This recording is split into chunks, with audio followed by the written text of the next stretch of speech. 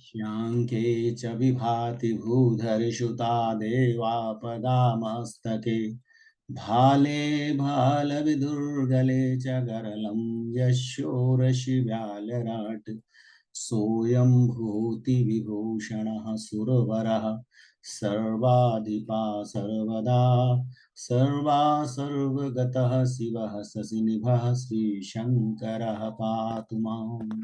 ओम नमो भगवते वासुदेवाय नमः।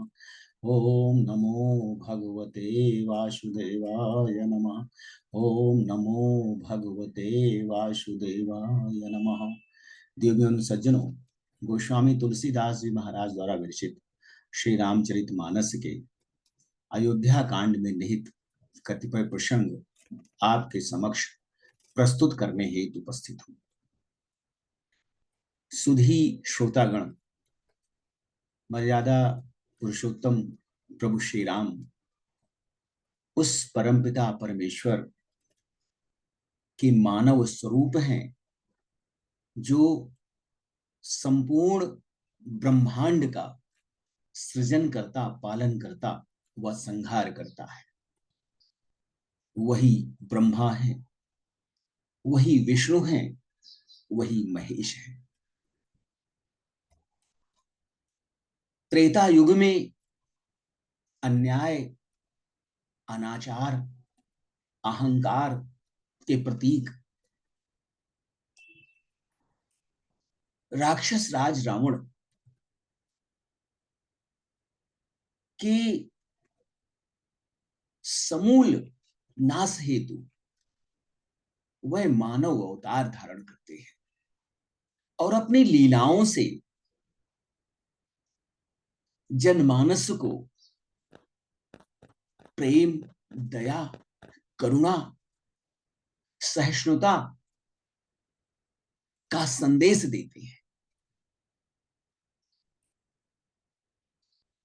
महाराज दशरथ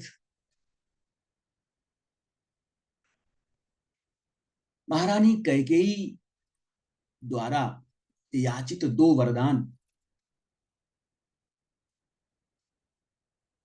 के लिए वचनबद्ध होकर प्रभु श्री राम की वनवास एवं भरत के राज्याभिषेक हेतु न चाहते हुए भी प्रतिज्ञाबद्ध होने के कारण अपनी मूक अनुमति प्रदान कर देते हैं। अयोध्या नगरी में जन समुदाय के बीच में यह अवधारणा बन रही है कि श्री राम के वनगमन में कहीं भरत जी का हाथ तो नहीं है, कहीं भरत जी की सहमति तो नहीं है। कतिपय जो प्रभु श्री राम को जानते हैं, भरत के स्वभाव को जानते हैं, वे इस तथ्य को स्वीकार करने के लिए तैयार नहीं है कि श्री राम के वनगमन में भरत की सहमति हो सकती है। एक विधात ही दूषण देही, सुधा दिखाई दीन विषुजेही, खर भर नगर सोच सब काहू, दुषह दाहुर मिटाऊ छाहू। कोई एक विधाता को दोष देते हैं जिसने अमृत दिखाकर विष दे दिया, नगर भर में खलबली मच गई है। सभी लोग चिंतित हैं, शोकमग्न हैं, हृदय में दुषा पीड़ा हो रही है, आनंद और उत्साह समाप्त हो गया है। बेप्रबधु कुलमान्य जठेरी, जे प्रिय परम कैकेयी केरी, लगी देन सिख सीलु सराही, बचन बान समला गही तही। ब्राह्मणों की स्त्रियां, कुल की माननीय बड़ी बूढ़ी औरतें, जो कैकेयी की परम शुभेच्छु हैं, उसकी सहेली हैं, उसकी मित्र हैं, वह उसके सील की सराहना करके उसे शिक्षा दे रही हैं, पर उसको उनके वचन बाण के समान लग रहे हैं। भरतु न मोहि प्रिय राम समाना, सदा कहो येहु सब जगु जाना। करहु राम पर सहज सनेहु, केहि अपराध आज बनु देहु।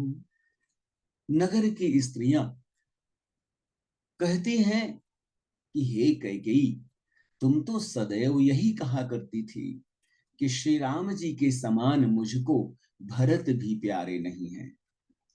इस बात को संपूर्ण संसार जानता है। श्री राम जी पर तो तुम स्वाभाविक तौर पर स्नेह लुटाती रही हो, आज किस अपराध में उन्हें बन दे रही हो। कबहु न किए हो सवतियारेसु, पीति प्रतीत जान सब देशु। कौशल्या अब काह बिगारा, तुम जहि लागी वज्रपुर पारा। तुमने कभी सौतिया दाह नहीं देखा, नहीं किया। सारा देश तुम्हारे प्रेम और विश्वास को जानता है। अब कौशल्या ने तुम्हारा क्या बिगाड़ा है, जिसके कारण तुमने संपूर्ण नगर पर वज्र गिरा दिया है। सियक पियब संगु परिहरि, लखनु की रही है धाम। राजू की भूंजब भरतपुर, नृप की जियहि बिनु राम। क्या सीता जी अपने पति श्री राम जी का साथ छोड़ देंगी? क्या लक्ष्मण जी श्री राम जी के बिना घर पर रह सकेंगे?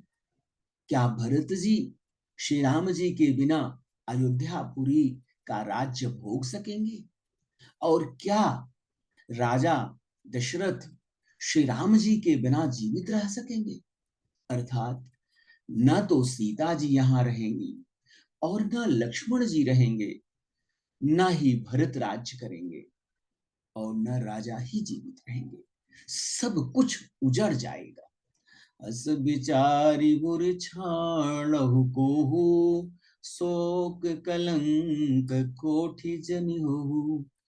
भरतहि अवसि देहु जुबराजू, कानन काह राम कर काजू। हृदय में ऐसा विचार कर, ऐसे अनिष्ट का विचार कर क्रोध का परित्याग करो। शोक और कलंक की कोठरी मत बनो। भरत को अवश्य युवराज पद दो, पर श्री राम जी का वन में क्या काम है? नाहिन राम राज के भूखे, धर्म धुरीन विषय रस रूखे। गुरु गृह बसहु राम तज गेहू, नृप सनयस बरु दूसर लेहू। श्री राम जी राज्य के भूखे नहीं हैं, वे धर्म की धुरी को धारण करने वाले हैं और विषय रस से रूखे हैं, अर्थात उनकी विषयों में आसक्ति नहीं है। इसलिए तुम यह शंका मत करो कि श्री राम जी बन न गए तो भरत के राज्य में विघ्न डालेंगे। इतने पर भी मन न माने तुम राजा से दूसरा ऐसा वरदान ले लो कि श्री राम जी घर छोड़कर गुरु के घर में रहें। जो नहीं लगी हो कहे हमारे, नहीं लागी ही कछु हाथ तुम्हारे। जो परिहास कीन कछु होई, तो कहीं प्रगट जना वहु सोई। यदि तुम हमारे कहने पर न चलोगी तो तुम्हारे हाथ कुछ भी नहीं लगने वाला है। यदि तुमने हंसी मजाक किया हो तो उसे प्रकट में कहकर लोगों को बता दो कि मैंने मजाक किया है, मैंने दिल लगी की है। राम सरिस सुत कानन जोगु, काह कही सुनि तुम कहूँ लोगु। उठहु बेग सोई करो पाई, जेहि विधि शोक कलंक नशाई। राम सरीखा पुत्र क्या बन जाने के योग्य है? यह सुनकर लोग तुम्हें क्या कहेंगे? जल्दी उठो और वही उपाय करो जिस उपाय से इस शोक और कलंक का नाश हो। जेहि भांति शोक कलंक जाई, उपाय करि कुल पालही।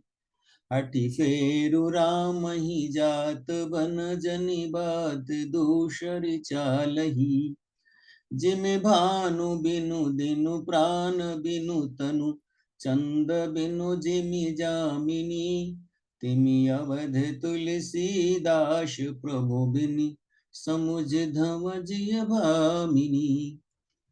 जिस प्रकार नगर भर का शोक और तुम्हारा कलंक मिट जाए, वही उपाय करके कुल की रक्षा करो। बन जाते हुए श्री राम जी को हठ करके लौटा लो, कोई दूसरी बात न चला। तुलसीदास जी कहते हैं, जैसे सूरज के बिना दिन, प्राण के बिना शरीर और चंद्रमा के बिना रात निर्जीव व शोभाहीन हो जाती है, वैसे ही श्री राम जी के बिना अयोध्या हो जाएगी। हे भामिनी, तो अपने हृदय में इस बात को समझ कर विचार कर देख ले। सखिन सिकावनु दीन, सुनत मधुर परिणाम हित। तहि कछु कानन कीन, कुटिल प्रबोधि कुबरी। इस प्रकार सखियों ने ऐसी शिक्षा दी जो सुनने में मीठी और परिणाम में हितकारी थी। किंतु कुटिला कुबरी की सिखाई पढ़ाई हुई कैकेयी इस पर जरा भी ध्यान नहीं दे रही है। महाराज दशरथ अत्यंत पीड़ा में हैं। प्रभु श्री राम वन गमन हेतु तैयार हैं। नगर की गणमान्य स्त्रियां कैकेयी को समझा रही हैं कि कुल का कलंक मत बनो। महाराज दशरथ के इस समृद्ध कुल को नष्ट करने वाली कलंकिनी मत बनो। भरत का राज्याभिषेक उचित है, किंतु प्रभु श्री राम का वन प्रस्थान, इसका क्या प्रयोजन है? किंतु उसकी सखियों के कहने पर, वयोवृद्ध महिलाओं के समझाने पर भी कैकेयी की बुद्धि में किसी भी प्रकार का परिवर्तन नहीं हो रहा है। उसका चिंतन कुबरी जैसी दासी ने विकृत कर दिया है। अब उसके परिष्कृत होने का सवाल ही नहीं उठता है।